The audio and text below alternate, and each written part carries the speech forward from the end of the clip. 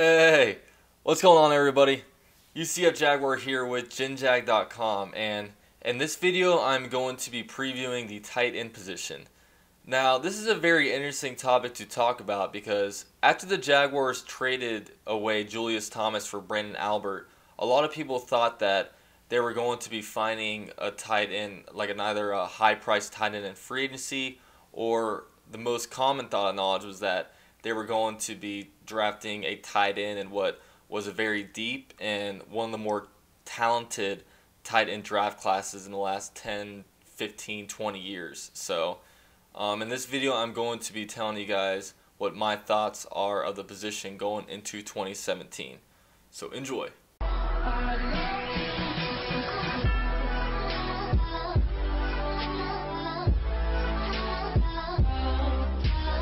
Now, a lot of people wonder whether the Jaguars are going to be keeping 3 tight ends on the roster or 4 tight ends.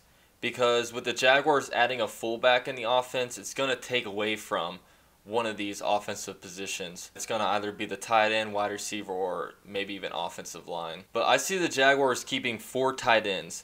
I see us keeping Mercedes Lewis, Michael Rivera, the free agent we got from Oakland, Ben Koyuk, and Neil Sterling. Now, Mercedes Lewis, he's an extremely common name. He's going into his 12th NFL season, all with the Jaguars, which is rare to find any kind of veteran that's been on the Jaguars for more than 4 years, and he's been around for over a decade, which is pretty cool. Mad respect to Mercedes Lewis for that. And he was pretty durable in 2016. He played in all 16 games and played at a pretty good level. He's always been one of the NFL's best run-blocking tight ends. He's even been able to be pretty effective in the passing game when they're able to, sneak him out when he's preparing to do run-blocking stuff, snip him out, and able to get him the ball. He's able to move pretty well, and, he didn't show any signs of going downhill or decaying or whatever you want to call it in 2016. So I expect Mercedes Lewis to be able to have a pretty good year going into this year. I don't see him going down too much from what I saw of him last year. And the next tight end I have starting opposite of Mercedes Lewis in a 2 tight end set is Michael Rivera. Now, while Mercedes Lewis is going to be more of the run blocking type of tight end, Michael Rivera is going to be the pass catching tight end as the guy to kind of fill in the role that Julius Thomas was supposed to play.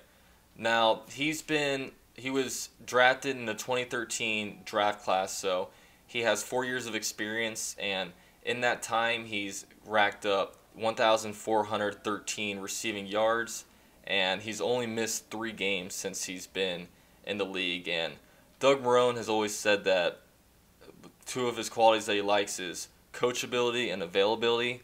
Now, I don't know how coachable this guy is. I don't know him personally or anything, but he's proven that he has some availability, which is, it's absolutely key. You don't want your players to be getting injured all the time.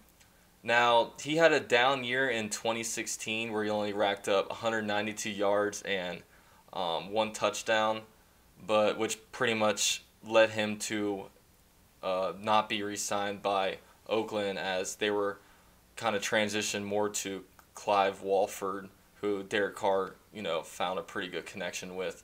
So he wound up being signed to the Jaguars after the whole first wave of free agency craziness went on, where all the high-priced guys were getting snagged up. He kind of came into the picture a couple weeks after that, and yeah, he's going to be our pass-catching option. He said when he spoke to media that, part of the reason why he didn't have much production in Oakland in the past couple years is because he can't throw himself the ball. Now, this is very true because, if you're a tight end, wide receiver, or offensive lineman, it is very hard to throw the ball to yourself. Now, the last 2 tight ends I have making the roster is Ben Koyuk and Neil Sterling. Now, I think both of these guys make the roster because they'll be able to each back up 2 tight ends who play 2 different types of roles. Ben Koyuk will be backing up Mercedes Lewis, and Neil Sterling will be backing up Michael Rivera. Now, both these guys, they're kind of draft brothers, not even draft brothers, they're literally drafted in the same round. They were both drafted in the 7th round of the 2015 NFL draft.